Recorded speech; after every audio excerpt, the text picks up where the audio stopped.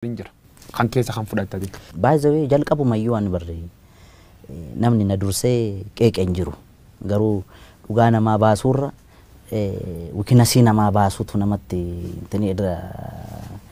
tiniin kun dhufe amma sirriirra hin jiru ana akkamitti sirriirra hin jiru seete inni Oromoodha harki isaa dhiiga Oromootiin xuraa'uu hin qabu akka wallaalummaa kiyyaatti maal isa gorsa beekta TPLF ummata Tigraayitti hudduu gatattee nu fixaa turte. Nafxanyoonni ummata Amaaraatti hudduu gatatanii Oromoo fixaa turan. Mangistuu Hayilamaariyaam qofa beektaa kan jidduu irratti akkas ta'e. Namni kamuu saba kamiyyuu keessaa dhufee aangoo qabatu. Kana booda akka inni aangoo irra turus kan godhu Oromoo akka inni aangoo irra hin turres kan gochuu danda'u Oromoo. Okay mee Dr. Abiyyi kun Oromoo miidhaa jenna. Dantaa Oromoos eegaa hin jiru haa jennu gaaffii Oromoos hin deebisne haa jennu. Fincillis ka'e mormiinis ka'e akka inni aangoo irraa bu'us godhame eenyutu morra kora Oromoo dhaabilee Oromoo keessa isa karaa nagaatiin dorgomumo isa afaan qawweetiin lolu kamtu dhaqee achi qabata innis gaaffii biraa bara. Namoonni hedduun Abiyyi Ahmad nafxanyaan butamee jedha qabsoon isaa Oromoon sirna kan keessa fayyadamuutti hin jirtu jedha. Oromoo waan adda waan fayyad qabdi baala gizee dhamte gizee du'aati illee nattaak waan godhamtuuf. Warree baan deemaa beekta magaala kana keessa.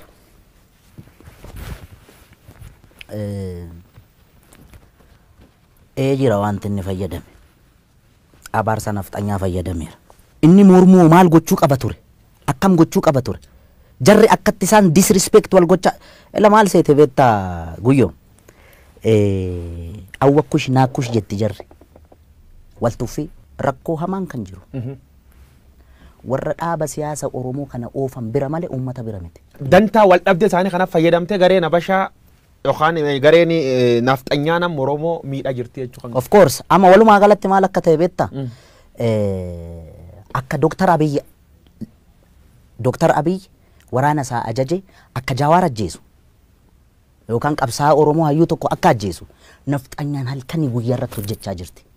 Gaafa muummichi ministeeraa waanuma xinnoo bar waan guddaa miti bar gaaffiin deebi'een jiru beektaami mee gara fuulduratti hin deebisan hin beenu gaaffiin Oromoo waan guddaan turre bar biyyattii kana keessatti akka arjummaa isaatti waanuma xinnoo waanuma Oromoo urgooftu kan yoo godhe qullaa sirbiti baatee bar nafxanyaan miidiyaa ishiitiin effeemmin jiru hundi jechuudha yoo nagnoo waan isaan hin jedhiin hin jiran beektaa.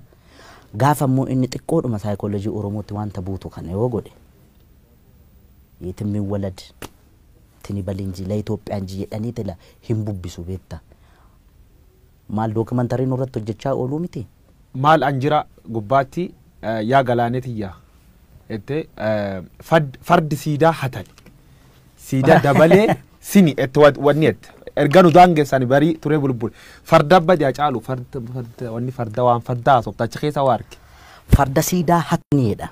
Farda siidaa hatani siidaa dabaleen sooree erganu daangeessani barri turee bubbulee fardi siidaa dabalee sun farda mililik irra taa'ee kunu amma suura ka'e san farda hatame beekta. Eentati. Namicha nami hattuu humnaan qotee bulaa irraa fudhate beekta. Ijoollee Arsadi promotion ka jedhaman bolaa sadan tokko jira Sisaay Bulbulaa waggaa 8 dura sochii hamaa gaggeessaa turan kitaaba isaan barreessan irratti arge beekte siidaa dabaleen kun nama galaan farda isaa kaalchoo fi garbuu qallabaa ture gorroo jalatti Oromoon sangaa fardaa isaa maal godha beekta guyyaatti yeroo lama dhiiqa beeke naannoo keenyatti farda goojeedhaaf lolaaf itti qophoofsitu kan leenji'amu garbuu nyaata gorroo jala hidhame namichi kun gaafa farda taphatu beekamaa ta'e odeensi qaba beekta akka kitaaba sanarra jedhutti seenaani gorgisitu taabonni wayii hin baay'edhani as birbirsa gooroo kanatti nami kun maqaa qaba siidaa dabaleen kun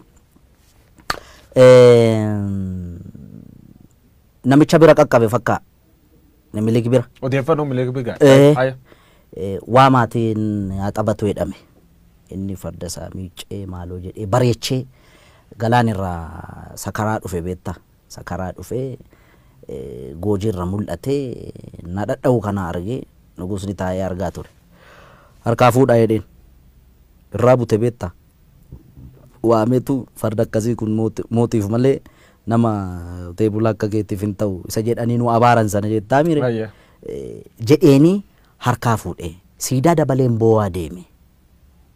Kanaaf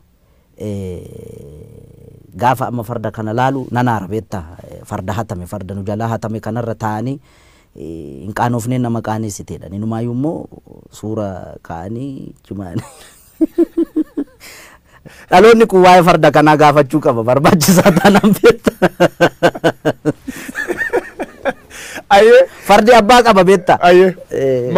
Warri Minilik leellisu fardi kasaati jedhu maal jettaan fardi kasaati inni fardumisaatiin dhufee. No inni calqaba harree yaabbatee dhufe.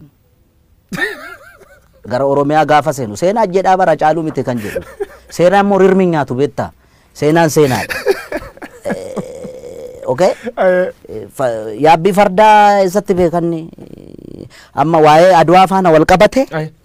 Warri lole kun tuulama kana fardaan dhaqee dhukkee irraa kaasee minni wotoorra ka'ee danda'a yookaan qabaniif ittiin deema ta'an beekamu. Ammas bari ijoolleen gaafa fakkeessitu siidaa isaa bukkeetti gaafa Adwaan kabajamu ijoolleen jijjirti farda jalatti qabanii kan deddeemu. Sangaa farda si jalatti hin qaban. Yoo yaabbii dandeessedha kan yaabbatu. Namoonni siidaan kun kajiganii jedha. Siidaan kun yoo jig. Fardi akkamitti fardi kan Oromoo. Fardi kan Oromoodha. Akkam tolcha. Farda akkamitti jigama. Akkam tolcha. Kajige yoo inni isaarraa jigsan malee. Okay gaa inni. Walumaa galattan fardi abbaaf deebi'uu qaba inni dhaloonni hin deeffata baay'ee. Anaaf sirratti hin ta'in malee inni waan hin oolle beektaa waan amma Ameerikaa kana keessatti ta'aa jiru beektaami. Biyya qaroomte biyya guddatte yakkamaa beeki. Minilik siif yakkamaa moo yakkamaa? Oh my God. Oh my God. Ani inni gaa reeffaa miirammaa ekeraadhanni. Jechuun seenaa rirmi nyaatu siin jedheera. Seenaan immoo dhugaa. Kan sobaa jedhu kan dhugaa jechuun akkamitti namni kana na godheera jedhee sobaan si himata. Nama lubbuudhaan hin jirre. Aannolee irratti kana godheera, calanqoo irratti kana godheera gaafa jedhamu. Aboo bara sana inni barkanaan mallatteessa jedhan. Warri harkaan mallatteessu warri maastarsaa fi digirii fi PhD qabu bara mallee ulfajjeesaa jira beektaami. Inni bar sanatti doofummaa sanaan harma yoo mure harka yoo mure maalin tiniga doofaa waan ta'eef miti qotee bulaarraa kan farda hatu kan farda saamu walumaa galatti yakkamaan beeta mangisti keettee Oromoon lolti. Wanni isa kasiidaan isa beeta mangistu kan palaasi mootummaa keettaa sun akkamitti ilaaltate? Maltee fi wanni sun. Rifadheeraan. Maaliif seete tokkoffaa ekeraa achi keessatti yaadannoo ekeraayyuu gochuun sirrii miti nama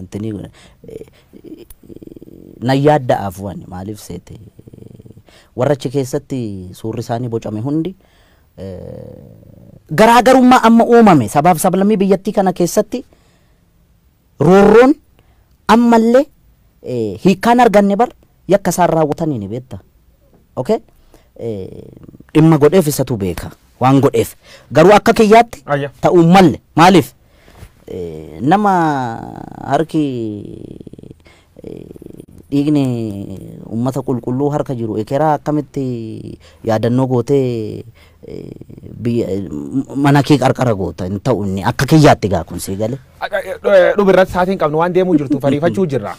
Namootni hedduun hagammaa keessumaa warri sirnaaf xinyaa leellisan Atsee Minilik difeend godhu namichi kunini nama Itoophiyaa hooli waar waraanni inni Oromoo irra godhu waraan qulqullootaa jedhanii warri yaadiin jira. Kanaaf deebiin kee maal? Qaamni miidhame immoo hoolii revenge jechuu danda'a beektaa. Isaan sirrii miti. An kannaan galle silaawoo isaan nabiyyii miti yookaan isaa Iyyesuusii miti. Namumaa miti. Ummanni yakki irratti raawwatame yakkamtoota jedhee malee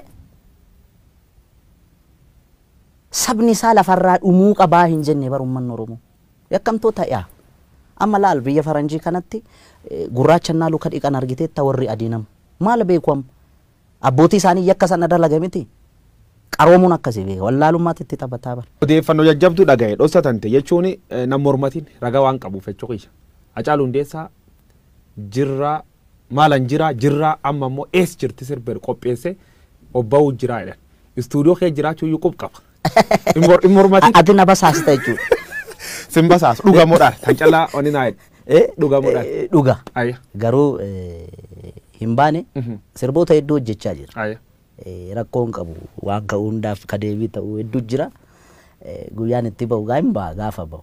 Istuudiyoo keessa dhaqxee kan hojii hojjechaa jiru yoo quba qabaatte akka biltsiginnaa birrii naan kennine akkamitti quba dhabde kanan qulqulleeffanne.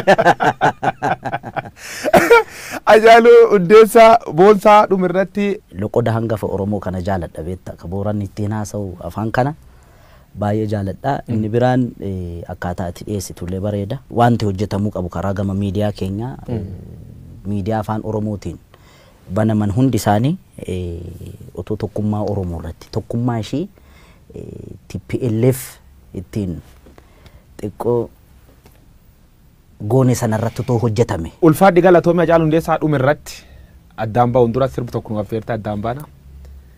Sirba Ajaaluun nu affeer dhageen. Jirra jirra jirra jirra jirra jirra jirra jirra bullee barii arguuf garaa nu bal'isee yaanuyi yaanuyi yaanuyi yaawa irraanfachuuf. Yaawa irraanfachuuf. Sirba Ajaaluu